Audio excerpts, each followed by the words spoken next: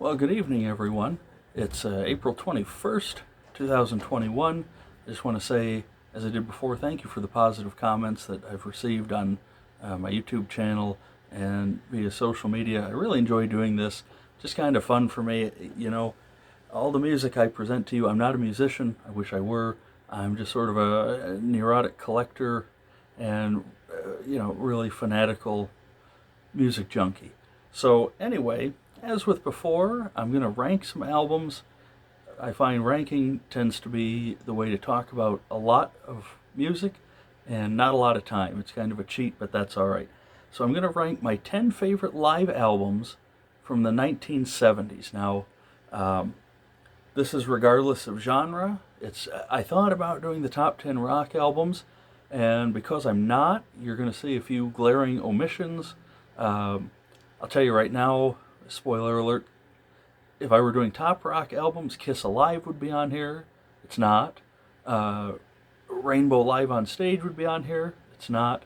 Those are two of my favorite records. Humble Pie, Live at the Fillmore would be on here. It's not.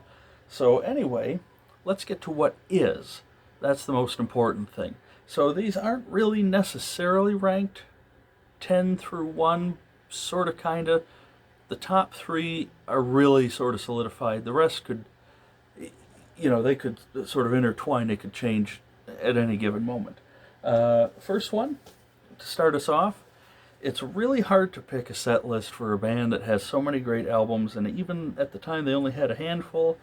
They were one of the most ferocious live bands on the planet. They had a dynamic lead guitarist, phenomenal frontman. These guys were based in Chuck Berry, Little Richard, Bo Diddley rock and roll, Thunder from Down Under, AC/DC, If You Want Blood, You've Got It. I love this live album, got a great raw sound to it. Sound quality isn't perfect, and I love that about it. AC/DC shouldn't be perfect, but they're on point here. Riff Raff, Bad Boy Boogie, The Jack, Whole Lot of Rosie, High Voltage, Let There Be Rock, amongst all the highlights. I believe this was recorded primarily in Glasgow in front of a hometown crowd for these guys, because the Young brothers and Bon both had Scottish roots. They were all born there. So what a killer way to start off a top 10 list. Next, my favorite live album by many people's favorite band of all time. This came out in 1970, so just squeaked in at the beginning. It was recorded the year before, but we're going on release date. The band, to me, was at their bluesy, creative peak. At this point, they were really shedding the whole cover thing, although there are a couple on here. But the band was really on fire on this album, and it is Get Your Ya-Ya's Out by the Rolling Stones. I love the humor of the cover. It really doesn't make a whole lot of sense other than Charlie Watts, who is normally the quiet one, the real reserved one, the jazz player. Charlie has a great sense of humor. Opens with Jumpin' Jack Flash, closes with Street Fighting Man, Midnight Rambler, a guitar-driven version of Sympathy for the Devil, a couple of Chuck Berry covers, the first official release, the first live release of Honky Tonk Women. Band was just in fine form here.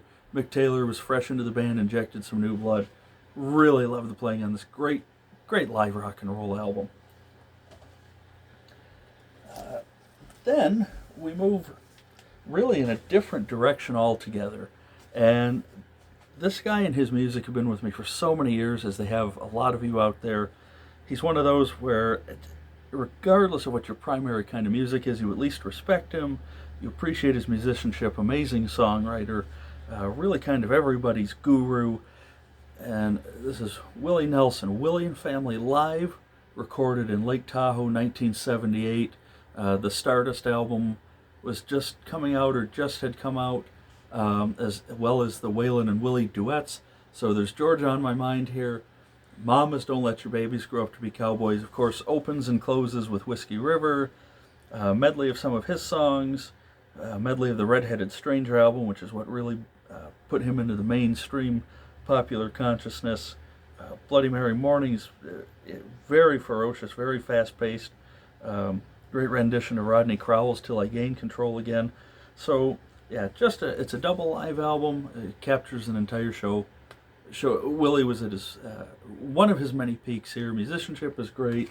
You see on the back a bunch of hippies from Austin, really in their 40s at that point, maybe 20s as far as Mickey Raphael, the harmonica player, is concerned. By the way, Mickey Raphael has never played a bad note, and if he has, he bends it until it's right. So yeah, Willie and Family Live, 1978, great record, worth picking up. Getting away from country, sort of into the blues world. These guys were considered rock and roll, but were really a blues band out of Macon, Georgia. This is one of the definitive live albums of any genre. I mean, you look at how we're starting out. These are all just strong winners. Every one of them. This was the first great iteration of this band. Within a couple of years, several of them would be passed away. It would eventually fall apart. They'd go through several lineup changes. This was sort of the first of two definitive ones, as far as I'm concerned. And I'm talking about the Allman Brothers Band live at the Fillmore East. Just really, it's jam heavy, which normally I'm not huge on. You know, it closes with a 22-minute version of Whip and Post. I could do without the last minute or so of the noodling, but just the way that song builds, opens with Statesboro Blues, the T-Bone Walker song Stormy Monday, Hotlanta, Elizabeth Reed's on here. Here's another one, just killer from start to finish. You have to hear this album to believe it. It's so good.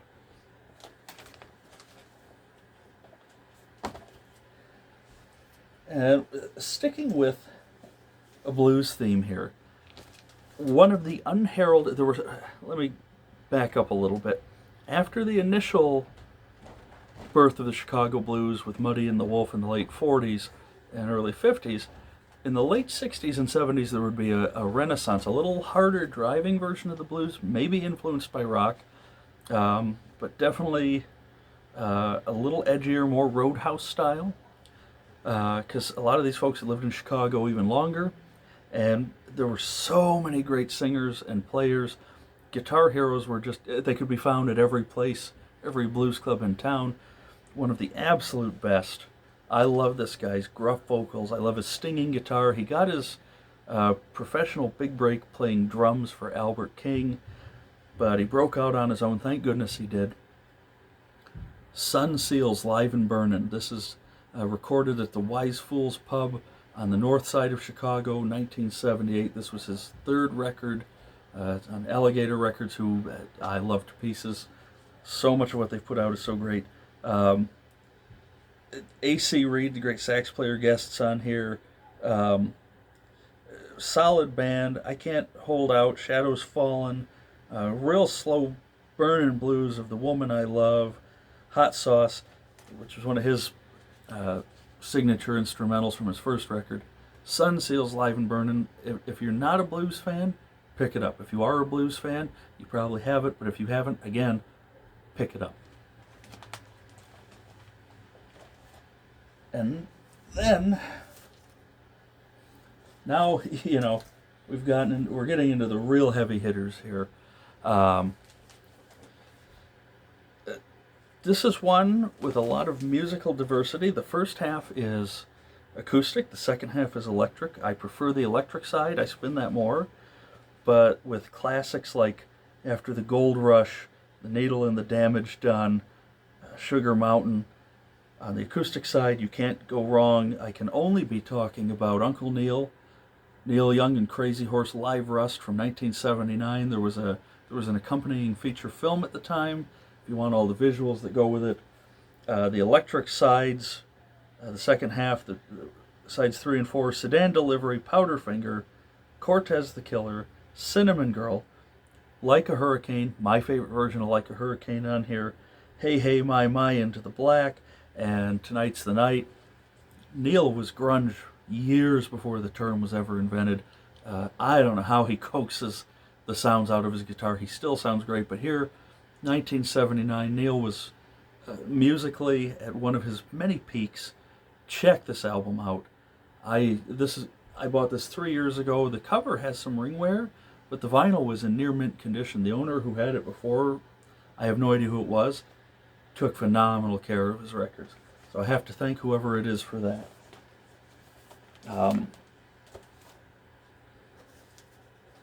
Talking about acoustic music, and you can't talk about great songwriters without talking about the GOAT. And I'm not talking Bob Dylan, and I'm not talking Guy Clark. I can only be talking about Townes Van Zandt, live at the Old Quarter, Houston, Texas, recorded 1973, released in 1977, I believe. There's a 2-album set, 20 some odd tracks recorded over 5 nights at the Old Quarter in Houston, owned by a real character called Rex Bell.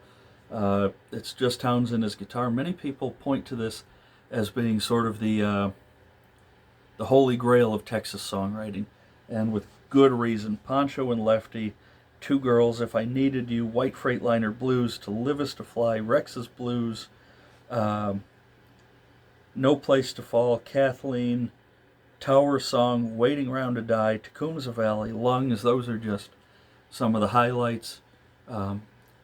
If you want to get into great Texas folk music and second to none songwriting, Townes is your guy.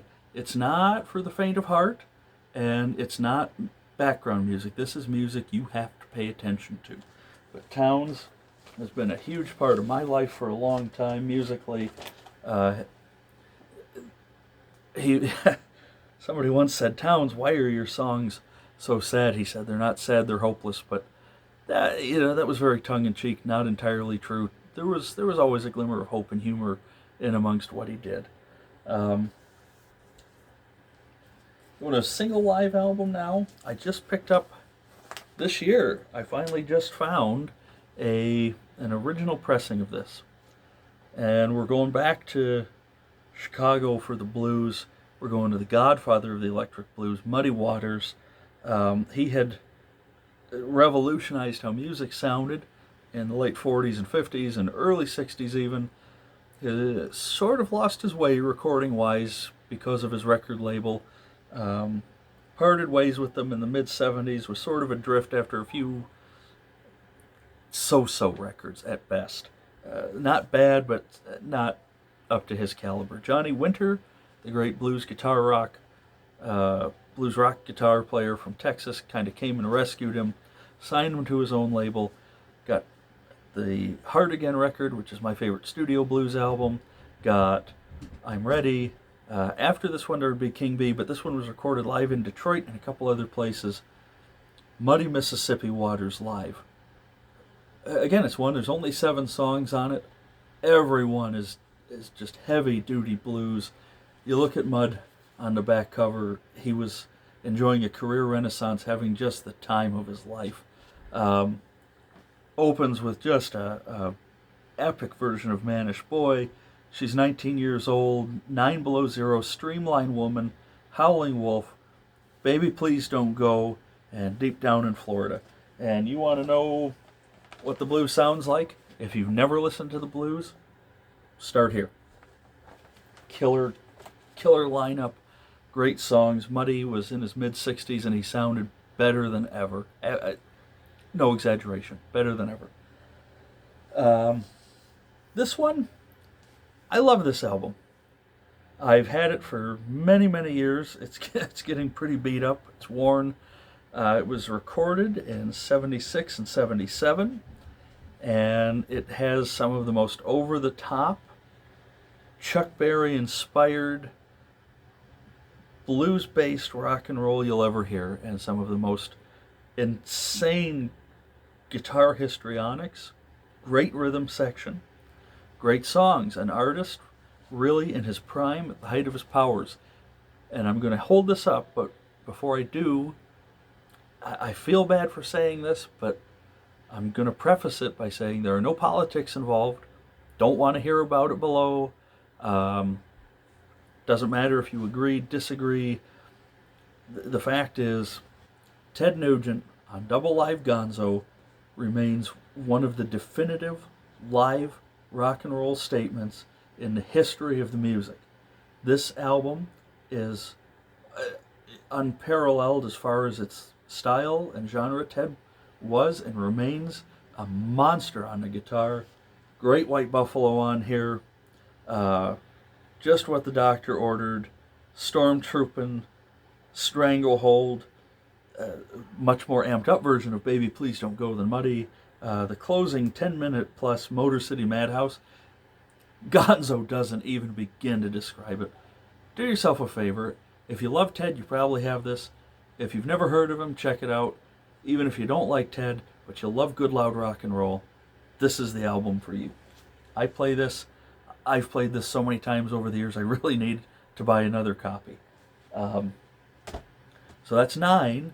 It's really hard to top that album because, my God, every one of these 9 before this is phenomenal. So I chose this as number 1. This is a band. They're a great band, not my favorite. But this is my favorite live album of any genre of all time. Recorded 49 years ago today, East Jefferson Avenue, Detroit, Michigan, Cinderella Ballroom. These guys were from Boston, but the Motor City was their second home. It's really one of the 2 towns that helped kickstart their career. They put out 2 good records, 2 solid rhythm and blues, R&B, boogie woogie, rock and roll records, but there was nothing to touch them live. None of their studio albums ever came close. And Rolling Stone magazine called this an industrial strength live album. That might even be an under exaggeration, if that's a word or phrase. I'm talking about Full House Live by Jay Giles. This album, I think I listened to every day back in quarantine a year ago, sometimes twice a day. I have bought 2 vinyl copies for myself. I bought vinyl copies for 2 different friends. I've got the digital download. I burned the CD. I know every note of this, every nuance, and yet when I listen to it, I always hear something new. There are things that'll pop out after months that I go, oh my, how did I miss that? Subtle is not the word, but a bunch of really good players made for a great band. I mean, Jay Giles was a great guitar player. The rest of the band was phenomenal. Peter Wolf, jive talking, former nighttime DJ in Boston, maybe the fastest talking frontman in the history of rock and roll, even more so than Ted. No politics, though. But Peter Wolf could and still can hold an audience like nobody else. First, I look at the Purse Homework, Big Walter Price cover in Pack Fair and Square, instrumental harmonica jam called Whammer Jammer, which would rival anything any of the blues or boogie woogie guys could do before. Hard Driving Man, 9.5-minute version of Serves You Right to Suffer by John Lee Hooker. Not a minute wasted, not a second wasted. Cruising for a Love, Looking for a Love. This was recorded over April 21st and 22nd at the Cinderella Ballroom in Detroit, Michigan. This is everything great about rock and roll. Seriously. It's loud, it's dynamic, it's great playing, it's soulful, it's funny, it's bluesy. This may be the ultimate live rock and roll album. And so I put it as my number 1 live album from the 70s. So there you have it. I hope you've enjoyed this. I actually cut another version of the video that went on for quite a bit longer, and I thought, well, we can do better than that. So I hope everybody is doing well. Thank you for watching. I hope you comment on social media or YouTube. Feel free to discuss some of these albums. Feel free to list your choices. I look forward to hearing from you. Thank you again for the kind words and for watching, and I hope to talk to you all again soon.